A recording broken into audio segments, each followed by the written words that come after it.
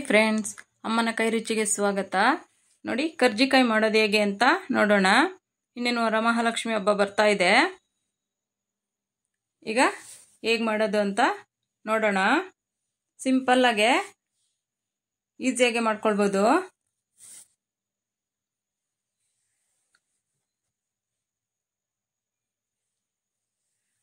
ನೋಡಿ, ಒಂದು ಬಟ್ಲಲ್ಲಿ ಇಲ್ಲಿ ಮೈದಾ ಹಿಟ್ಟು ಹಾಕ್ತಾ ಇದ್ದೀನಿ ನಾನು, 1.5 ಕಪ್ ಅಷ್ಟು. ಅದಕ್ಕೆ 1 ಚಿಟಿಕೆ ಅಷ್ಟು ಅರಿಶಿನ, 1 ಚಿಟಿಕೆ ಅಷ್ಟು ಉಪ್ಪು. ಸುಮ್ಮನೆ 1 ಚಿಟಿಕೆ ಅಷ್ಟು ಸಾಕು, ಜಾಸ್ತಿ ಏನು ಬೇಡ ಉಪ್ಪು. ನೋಡಿ, ಈ ಥರ ಚೆನ್ನಾಗಿ ಕಲಿಸ್ಕೊಳ್ಬೇಕು. ನಾವು ಚಪಾತಿ ಹಿಟ್ಟು ಅದಕ್ಕೆ ಕಲಿಸ್ಕೊಂಡ್ರೆ ಸಾಕಾಗುತ್ತೆ. ಅದಕ್ಕಿಂತ ಇನ್ನೊಂದು ಚೂರು ಸ್ವಲ್ಪ ಗಟ್ಟಿ ಇರಬೇಕು. ನೋಡಿ, ಈ ಥರ ಚೆನ್ನಾಗಿ ನಾದ್ಕೊಂಡು 2 ಸ್ಪೂನ್ ಅಷ್ಟು ಎಣ್ಣೆ ಹಾಕ್ಕೊಂಡು ಚೆನ್ನಾಗಿ ನಾದಿ ತಟ್ಟೆ ಮುಚ್ಚಿ ಒಂದು 10 ನಿಮಿಷ ಬಿಟ್ಟರೆ ಚೆನ್ನಾಗಾಗುತ್ತೆ. ನಾವು ಪೌಡ್ರೆಲ್ಲ ಮಾಡ್ಕೊಳೋ ಹೊತ್ತಿಗೆ. ನೋಡಿ, ಒಂದು ಮಿಕ್ಸಿ ಜಾರ್ ತಗೊಂಡು ಹುರ್ಗಡ್ಲೆ 1 ಕಪ್ ಅಷ್ಟು ಪೌಡ್ರ್ ಮಾಡ್ಕೊಳ್ಬೇಕು. ನೋಡಿ, ಆಗಿದೆ. ಈಗ ಅದನ್ನೊಂದು ಬೌಲ್ಗೆ ಹಾಕ್ಕೊಂಡು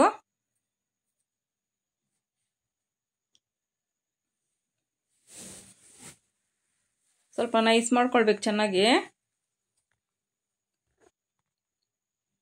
ನೋಡಿ, ಗಸಗಸೆ ಮತ್ತು ಎಳ್ಳು ಹಾಕಿದ್ದೀನಿ ನಾನು 2 ಸ್ಪೂನ್ ಅಷ್ಟು. ಇಲ್ಲಿ ಕಪ್ಪು ಎಳ್ಳು ಬೇಕಾದರೂ ಸೇರಿಸ್ಕೊಳ್ಬೋದು.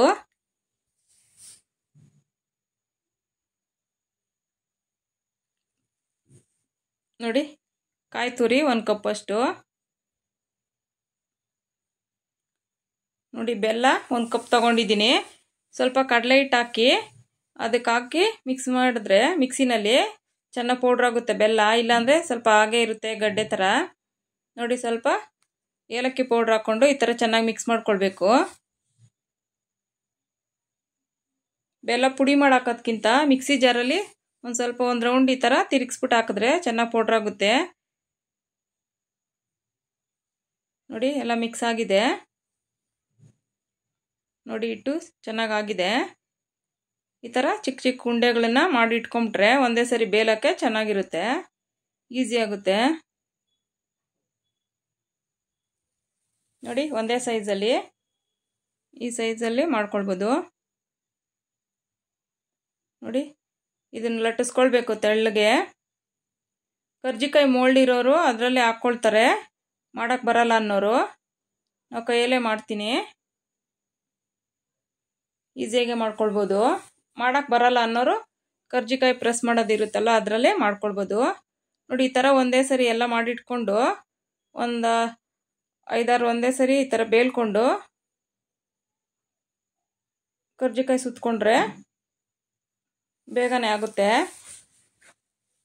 ಒಂದೊಂದೇ ಮಾಡಿ ಹಾಕೋದಕ್ಕಿಂತ ಈ ಥರ ಒಂದು 5-6 ಒಂದೇ ಸರಿ ಮಾಡಿಕೊಂಡ್ರೆ ನೋಡಿ. ನೋಡಿ, ಈಗ ಒಂದು ತಟ್ಟೆ ಮೇಲೆ ಈ ಥರ ಇಟ್ಕೊಂಡು ನಾವೇನು ಹೂರಣ ಮಾಡ್ಕೊಂಡಿರ್ತೀವಿ ಅದನ್ನು ನಾನು 2 ಸ್ಪೂನ್ ಅಷ್ಟು ಹಾಕ್ತಾಯಿದ್ದೀನಿ. ನಿಮ್ಗೇನಾದರೂ ಸ್ವಲ್ಪ ಹಿಟ್ಟು ಡ್ರೈ ಆಗಿದೆ ಬೇಲಿರೋದು ಅನಿಸಿದ್ರೆ ಒಂಚೂರು ನೀರಲ್ಲಿ ಒಂದು ಸ್ವಲ್ಪ ಈ ಥರ ಮಾಡಿಕೊಂಡು ಕೊನೆಯಲ್ಲಿ ಎಜ್ಜಸಲ್ಲಿ ಈ ಥರ ಇದು ಮಾಡಿ ಈ ಥರ ಸುತ್ತಿದ್ರೆ ಚೆನ್ನಾಗಿ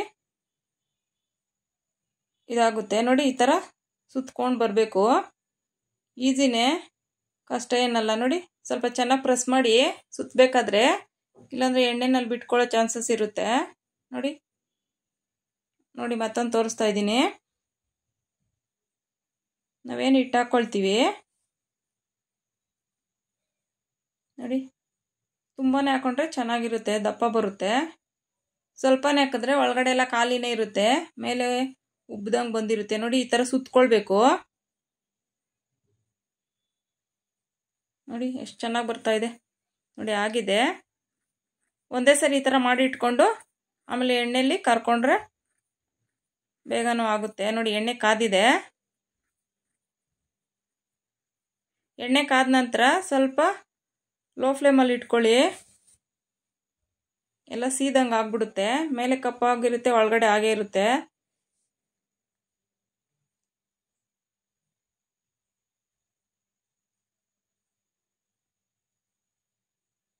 ನೋಡಿ,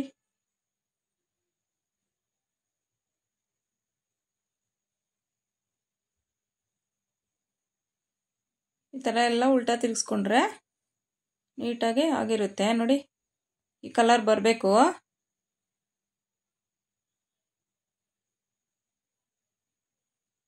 ಅದಾದ್ಮೇಲೆ ಇನ್ನು ಕಲರ್ ಬರುತ್ತೆ ನೋಡಿ, ತುಂಬ ಚೆನ್ನಾಗಿ ಬಂದಿದೆ.